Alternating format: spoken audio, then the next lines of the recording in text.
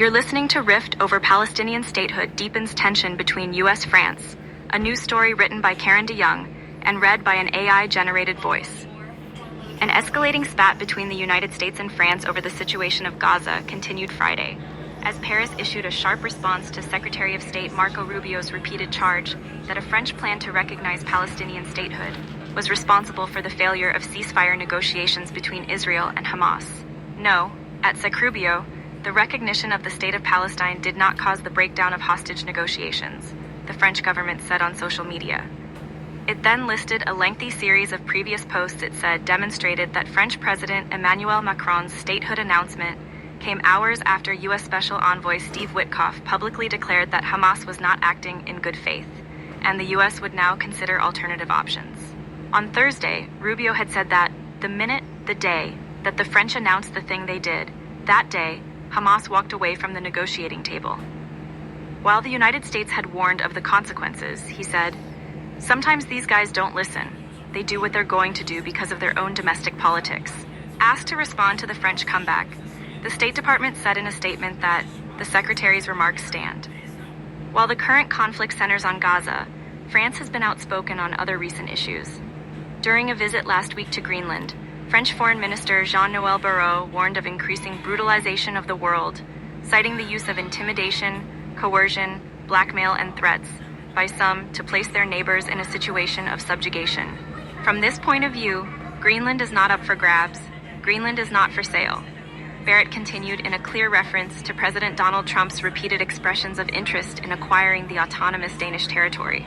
Since France's July 24th announcement by Macron, Canada, Australia, and several other countries also have said they will recognize a Palestinian state at the week-long high-level United Nations General Assembly meeting that begins September 23rd. Britain said it would do the same, provided several conditions were met.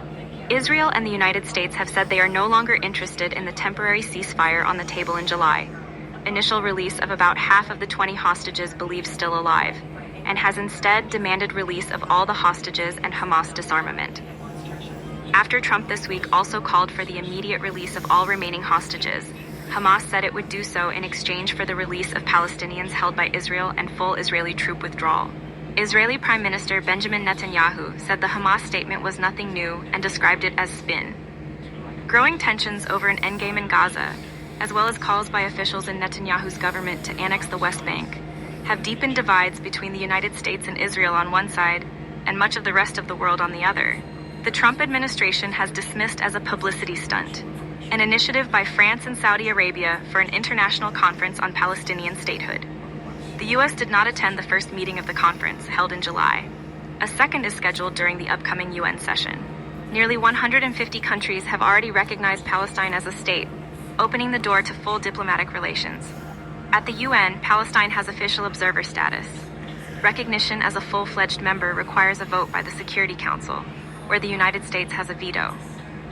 While the two-state solution between Israel and Palestine has been supported by previous administrations for decades, they have also said it should be the result of negotiations between the two parties. Near the end of his first term as president, Trump released a proposal for a disjointed Palestinian state that would turn much of the existing West Bank over to Israel. It drew immediate international and Palestinian criticism. Macron, in his initial announcement on statehood, said it would take effect at the upcoming UN meeting. Given its historic commitment to a just and sustainable peace in the Middle East, I have decided that France will recognize the state of Palestine, he said. Peace is possible. Rubio immediately responded that it was a reckless action that would undermine any hope for an end to the war. In an early August interview with Eternal Word Television Network, a Catholic broadcaster, he said recognition was a reward that would embolden Hamas. In an August 17th letter to Macron, Netanyahu accused the French president of weakness and appeasement, and said his policies had fueled anti-Semitism in France. In a lengthy August 26th response, Macron noted that Netanyahu had publicly released his letter before I even received it. After defending his own policies, he appealed to the Prime Minister to end the desperate race of a murderous and illegal permanent war in Gaza, causing indignity for your country and placing your people in a deadlock. Last week, the State Department said that it was denying and revoking U.S. visas for members of the Palestinian Authority, including Palestinian Authority President Mahmoud Abbas, to attend the UN General Assembly in New York. Returning to the issue at a news conference Thursday during a visit to Ecuador, Rubio said, "We told them all. We said if you guys do this recognition stuff, it's all fake. It's not even real. If you do it, you're going to create really big problems."